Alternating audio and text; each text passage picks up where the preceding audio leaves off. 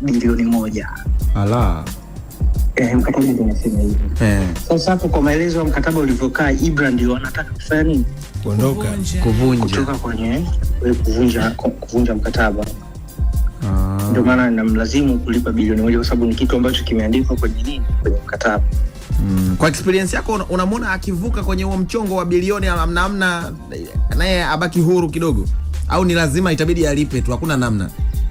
Hasa hapo itategemea labda na huruma nini ya Tanzania na watu wa East Africa kwa ujumla. Yaani itategemea hivyo kwa sababu yeye mwenyewe mpaka ameeleza na watu wote wameona na wamesikia, na ni kitu ambacho kinazungumziwa kila sehemu. Umenielewa kwamba yeye amekuwa anaomba wa Tanzania wamchangie na vitu kama hivyo. Unaona, lakini ni kitu ambacho inategemea labda bosi wake anaweza akamsamea. Unaona bwana, au inabidi alipwe. Sijajua itakuwaje, lakini kusema ukweli kampuni kama kampuni ikikuwekezea ndivyo inavyokuwa. Ilikuwa inaonekana kama Ibra ndo anapendelewa sana pale, kwa sababu ilikuwa inaonekana kama hata nyinyi uondokaji wenu ni kama Harmonize. Bilioni 1. Ala.